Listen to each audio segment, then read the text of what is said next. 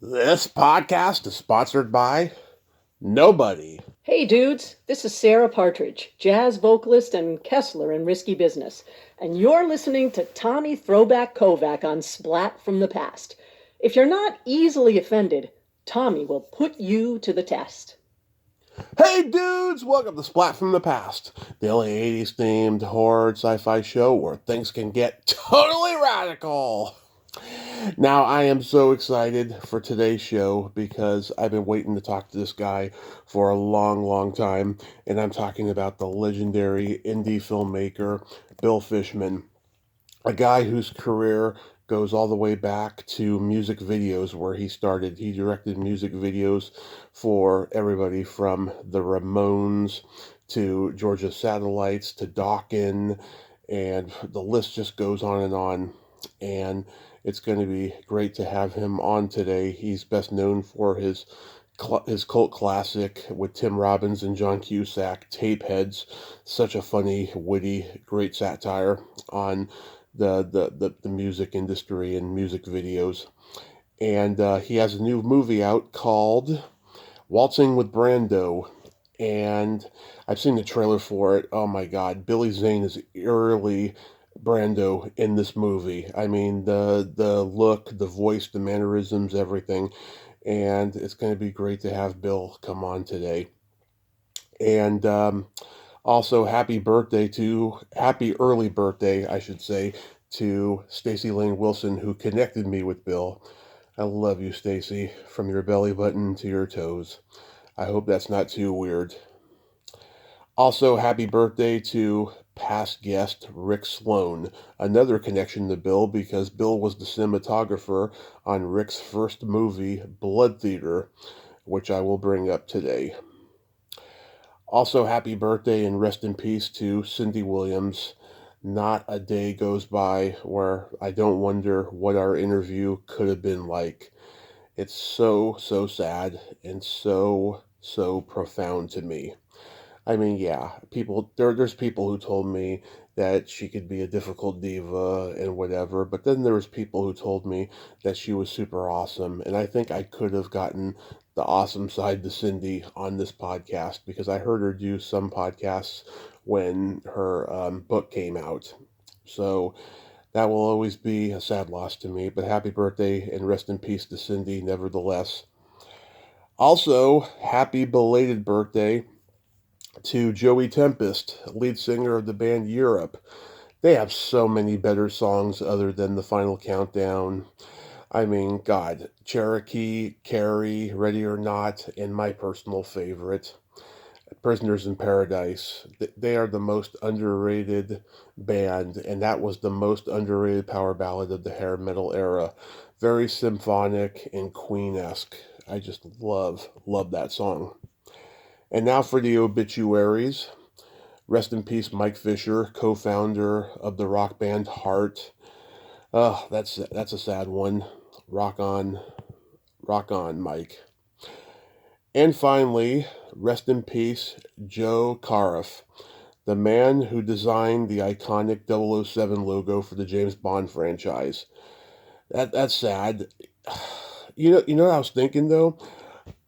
I mean, it must have been pretty profound for him. I mean, to find out that this logo that he created and became so iconic, it's now being owned by a major company like Amazon. Ever since United Artists has sold it to Amazon, I wonder what he felt about it. I hope, he didn't leave this world being upset about it, but that's just me. I overthink everything. So yeah, here is my interview with Bill Fishman.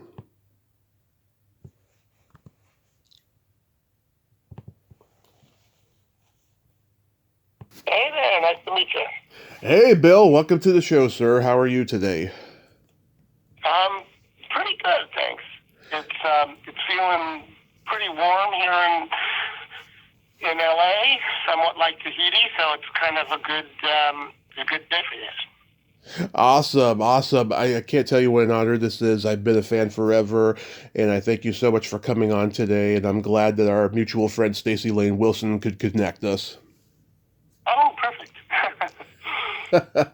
So let's start with Waltzing with Brando. I saw the trailer yesterday. I can't believe how Billy Zane eerily absorbs Brando in this film. So this is a book adaptation by Bernard Judge. What made you want to adopt this into a movie? Well, I saw the book, and I purchased it on Amazon just kind of randomly, and it sat on my coffee table for a long time, and I flipped through it, and the photos were just amazing.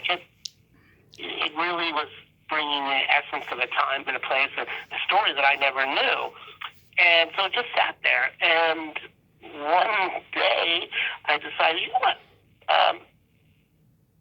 there may be a movie in here. And so I reread it with the idea of, is there a story here that people would be interested in? And that's what started the journey. And that was like 8 years ago, and I ended up getting the rights to the book from Bernard Judge, who was the architect that Brando hired and who put out the book. And then it all sort of unfolded after that. In your travels, did you ever get to meet Brando? No. I never met Brando, although we spoke to, 40, 50 or more people that did know Brando, and especially at that time, and in Tahiti and his family, and I read everything about him as well from all the biographies and autobiography, and so it was a great journey for me, both research and then the anecdotal stories that I was able to weave in through the narrative. Wow. Did you ever get to meet any of his kids? Yes, I did. Several of his children and grandchildren have now seen the movie, and they've all expressed to me how happy they are with our representation of their father or grandfather in this period. It's, remarkable, really, and really heartwarming, and I feel probably most proud of that. That is so awesome. Yeah, was Billy the first choice to play Brando?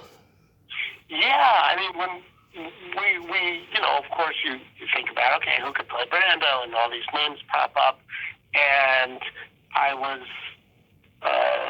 received a call out of the blue from a friend of mine who said, hey, are you casting for Brando yet? And I was thinking, well, yeah, I mean, not officially, but he's like, well, I'm sitting across the pool here from Billy Zane, and he looks remarkably like Marlon Brando.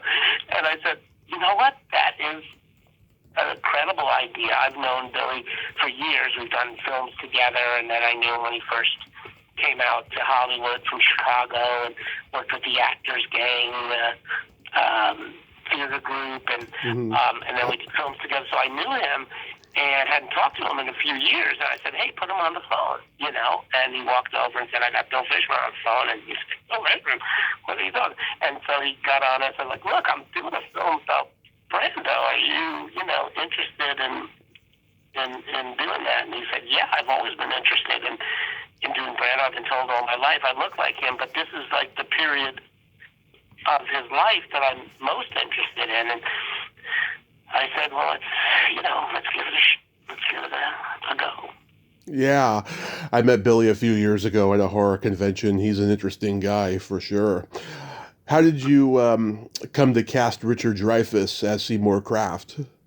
And Richard Dreyfuss was a great inspiration that actually came from Billy Zane, because Billy knew him. I guess they had done the movie together, and we were looking for something to shoot when the film got shut down by COVID, and we couldn't go to Tahiti. The island was shut down, and we thought, well, could we shoot some small portion here in Los Angeles?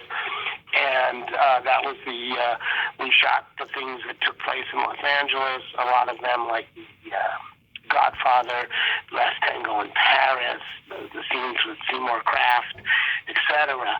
And with the COVID compliant production, which was crazy. I was wearing a welder's outfit, and we had to go through different zones, and it was crazy. But it was an honor to work with Richard for that role, and we had a lot of fun playing with the different variations of how the character could be played, and it was great.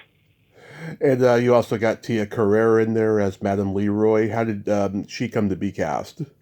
Yeah, well, Tia was a great, I think, really inspired choice. She's, the same heritage that we needed. And I had known Tia from years before, and when we were going to do a movie together, and her manager was my manager, and so he suggested Tia, and I was like, that's great, I love Tia. And she was able to, I think, fly in from Hawaii when she was doing Lilo and Stitch, come to Tahiti for the first day of shooting, actually. And so her scenes took place on the first day, but it was a torrential rainstorm, so it was a crazy day. But we got a really hilarious scene with her, so it was really fun. And she's great in the movie. She's just great. Yeah. What's your favorite Marlon Brando film? Well, I mean, quite a few, but I suppose, well, I don't know. I suppose, some of the, classic ones, like On the Waterfront, or, but I do love, The Bounty as well, for what he brought to that one. Last Tango is a really incredible film, and, The Wild One.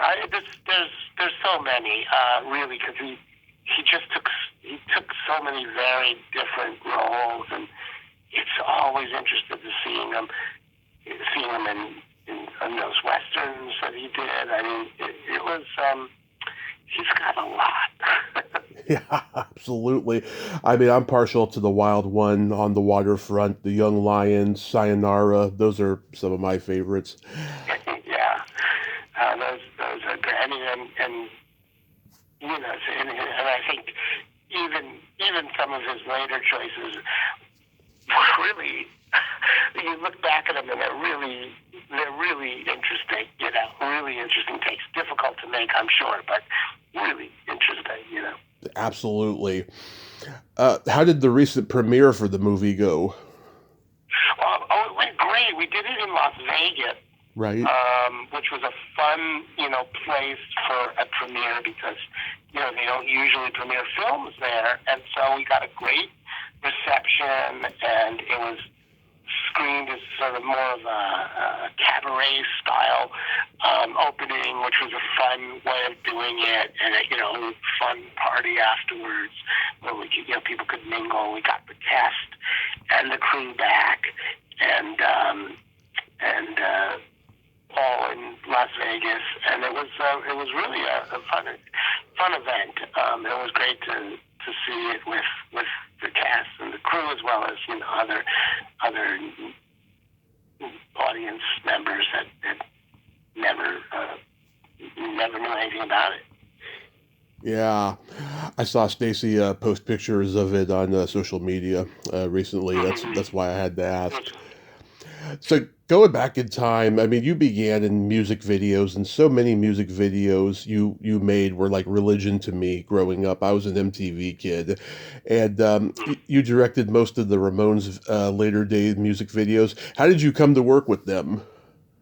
Yeah, the Ramones, I had always loved when I was, growing up in New York, and when I was asked by Warner Brothers to do a video for I Want to Be Sedated, which they had never done anything for. I think that was the first one.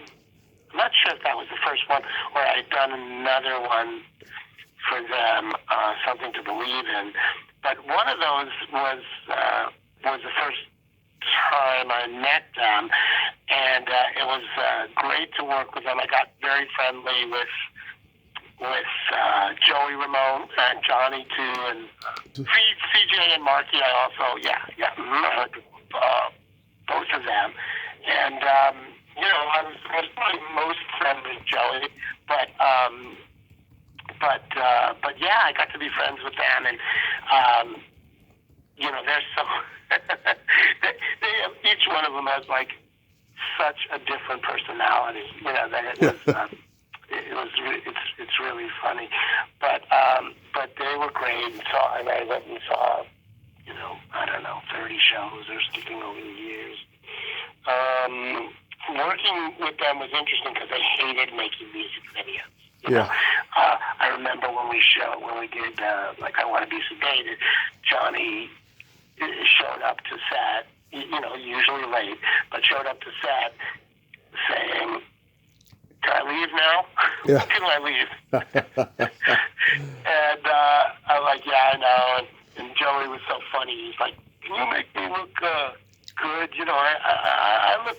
see Billy Idol, and he doesn't look that good. He's a friend of mine, but in the videos they look good." And I'm like, "Joey, you don't even wash your hair. How are we going to make you look?" So they were the real deal, They were so fun, and had a lot of great videos and a lot of fun times together. I love that video for I Want to Be Sedated. They're just sitting there at the kitchen table with all this party chaos around them. That's fucking brilliant. Yeah, now I think about it, maybe that was the second or third video I did, and I think I came up with that because I knew how much they hated, music videos. So I was like, "Hey, you just have to come in and sit at a table, and I'm going to shoot everything, twice as fast." Mm-hmm. So it'll only take a minute and a half to do the song.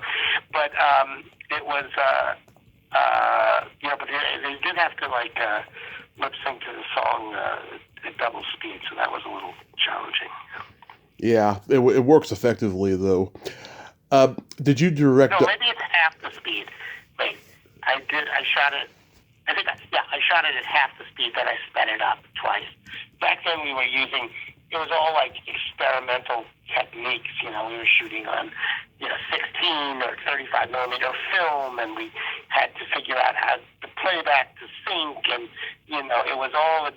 it's so different than now where you could just do anything, in post or in camera. It was a whole different era.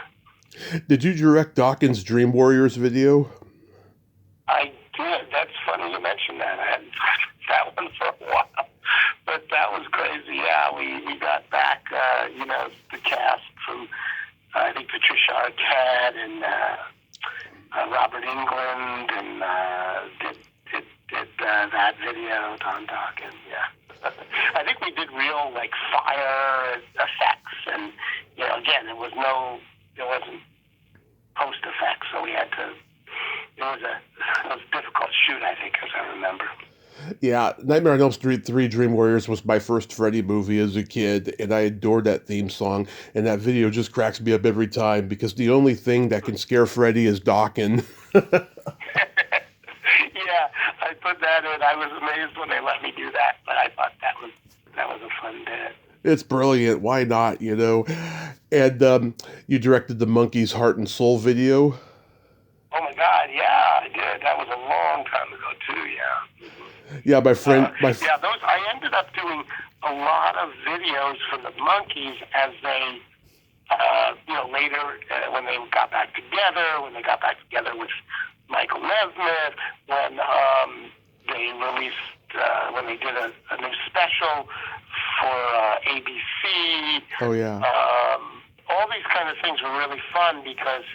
It was totally a coincidence. Of course, I watched them as a kid, and then I ended up, my first movie was produced by Michael Nesmith, who was one of the Monkees, and had his own, production company, and he funded my first film, which was called Tapeheads.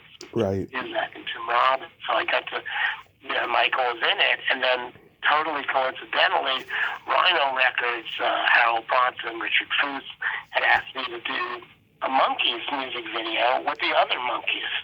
I worked with, them all, separately, and then later when they all got back together, all together. Yeah. So it was just kind of coincidental that I've had, Yeah. crossing times, yeah. My friend Jordana Capra played the punk girl who assisted the club boss in that video, and her and I were talking about that recently. Yeah, who plays that little boss guy? Because I think I've seen him in other things. I'm sure I know if I saw it, but I haven't seen the video in 20 years, so I can't remember. Okay, well, there's a connection there. Jordana worked with a guy who you worked with previously, Rick Sloan. Today's his birthday, as a matter of fact. Oh. And I'm curious to know, like, what was it like working with him on Blood Theater? Yeah, I mean, like a lot of these things,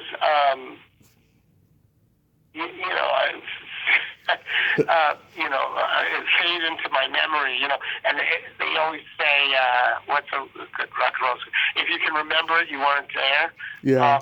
So sometimes I have trouble thinking, did this really happen, or did I think it happened, Yeah. I'm not always accurate. And other people sometimes have a better recollection of some of those events than me. But, I was never like a drug user or anything like that. But but it just so much stuff goes on that I tend to be a little bit living in the moment and don't set up too much stuff to memory, but I can always try. I totally get it. But I did watch Tapeheads again recently, and one of the things I love about that movie is how you cast everyone against type. Like, normally Cusack's the morose one and Robbins is the upbeat one, but they got to switch, personalities for this movie. Did they want to play opposite roles at first? It's funny that you mentioned that. They absolutely did. They got a hold of the script. They heard I was making it. They'd been working in the theater together. I had not known them. And they said, hey, we want to come in for the role. So, I'd seen, a bunch of other actors, and they were like, they actually came in on a Saturday. I think they were doing something else. And they said, okay, hey, we prepared, and here, this is what we think. Here's our role. I'm playing Josh. I'm playing Ivan, and it was the other way around. Mm-hmm. And we had a lot of fun. We read, we improvised, and then when we were done, I said, love it, guys, but why don't we try something wacky where you guys switch roles? And they were very nervous. I mean, they were like, switch roles? Mm-hmm. Like, no, we prepared for these roles in this way. And I was like, no, let's just try it, So they were up for it. And they said, let me take a minute. And they went out and they, reviewed the food. And they did the opposite roles. And I said, okay, thanks, great. And I was like, hey, that's it. That's the way we're going to do it, to go against that type. Yeah, and you also got Doug McClure. How actors see themselves sometimes, not as an audience sees them. Yeah, and you got Doug McClure and Connie Stevens to play Tim's parents. Again, that's brilliant against typecasting as well, because they're blonde and he's not, And you have little Lee Ehrenberg playing their boss too. And I talked to Lee about doing this movie last year. He said he had a good time. Oh yeah, that might have been one of his first roles. He was an actor in the Actors Gang with them, and so I wanted to use Lee. And then, we Lyle Alzado played, Cusack's father, which was, again, fun casting, and I wanted, Tim's parents were kind of like out of a sitcom, so, we kind of used, teen idols, casting, which was really fun. And of course, somebody that was way out of character was, we used Don Cornelius from Mo Fuzz. And Mo was written as it's an old Jewish record company guy, kind of in the mold of Morris Levy almost, you know. And when the casting director, Mickey Thomas, said, "What about Don Cornelius?" I was like, "I love Don Cornelius. That's brilliant. Completely, not what I was thinking." And so he came in, and he was just so classy and, completely different. And his take was just completely a different vibe on it. And I was like, "I've got to go with that." You gotta, as a director, I think, one of the most important things is to be in the moment and open to suggestions and new ways of seeing things, no matter where they come from, any one of your crew members or, anywhere. Yeah. So we recently lost the great David Johansen, and you worked with him on Car 54. Where are you? Yeah. Do you have any good stories or anecdotes about him to share? Oh, I'm sure I do. I mean, I always say he was one of the two funniest mother effers I've ever met. I mean, he was hilarious. And when I got him talking about how he came up with the New York Dolls, or the Buster Poindexter character, or any of that stuff, it was amazing. And all of the scenes he talked about scenes of him starting in New York, and when he was, with the New York Dolls, and coming from Staten Island, and we became friends, and I visited him, the village and up in Woodstock where he lived, and we hung out many times, and I'm so sad that he passed away so early, but yeah, I mean, his stories, him telling me, like, there's a lot of stories anecdotally that he told me, but one of the funniest things is in editing. I mean, David wasn't a huge guy on preparation, So and John McGinley, who he played against, was a completely opposite, a stickler for almost like OCD, like he was, on book.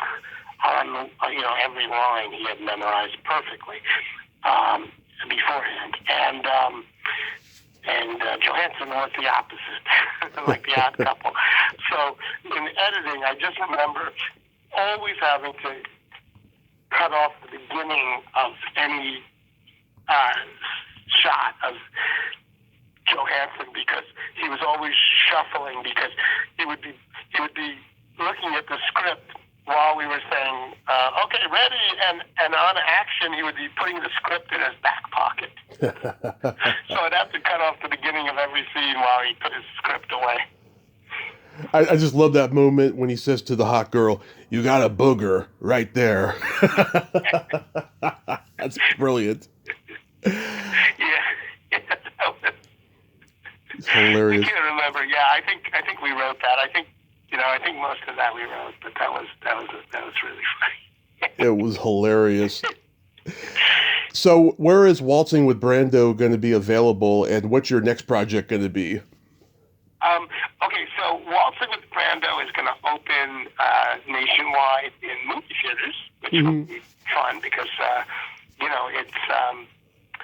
it's really great to see it on the big screen, because we really shot it in the actual locations where Brando lived in Tahiti, and where he created this amazing resort called the Brando, and it's really wonderful to experience it on the big screen, because as if you're going to Tahiti without having to hop on the plane. Mm-hmm. So it's I recommend everybody see it when it comes out, coming out September 19th. And then next I'm prepping a movie right now based on an article by Hunter Thompson called Nixon Hunter. Nice. It's basically an hour drive with Hunter Thompson and Richard Nixon. The first time he ever met Richard Nixon on the campaign trail in '68 in New Hampshire. Nixon was looking for a sports writer that could showcase him as a real man's man. He didn't want to talk politics. He wanted to just bolster his image and talk about football, just football. And his press team knew that Hunter Thompson had played football in the Air Force and thought he would be a good one. They had no idea that he was so anti-war and anti-Nixon, and so it was a crazy ride. Hunter, took acid and strapped a gun to his ankle and took a ride with Richard Nixon, and this is the story he wrote about, and it's just a 6-page article, but a lot of people don't know about this article and this meeting, and so it's a really fun envisioning of that ride. Well, I look forward to it, and I certainly look forward to Waltzing with Brando, and I thank you so much for coming on today, Bill. This has been a tremendous honor. Like I said, I've been a fan forever, and I hope you enjoy the rest of your summer, and be safe out there. Great to meet you, and my pleasure. Thank you, sir. Have a great day. Bye-bye, and thanks, Samantha. Thank you so much, guys. Okay, bye. Well, there you have it. Bill Fishman, ain't he a cool dude? Oh my God. Oh God, I could have listened to him for hours. I mean, he is just so articulate and so passionate about what he does. That was just, oh my God, so fabulous talking to him. Now, real quick, I want to clarify a few things. First off, I want to apologize for anybody who tunes into the show each week and they're hoping to get multiple episodes each day and stuff. Like I said, like I've been saying all summer, people have gotten busy and they've gotten to the point where they're rescheduling on me, or they're just so inundated with other podcasts that they're not getting back to me or whatever. But it's a weird time because the podcasting market is so overrun and cluttered. That's been happening to me a lot. People are either ghosting me or they have to keep rescheduling. But I can tell you, rest assured, next week, for the last week of Hot August Summer, I have got some toe curlers coming up. It's going to be a fabulous, and I do mean fabulous, last week of Hot August Summer. I've got some great cult movie, cult TV people, and some returning nerd outs. It's going to be fabulous. Well, until next time, this is Tommy Throwback Kovac saying, there's no shame in living in the past because the present sucks. Later, dudes.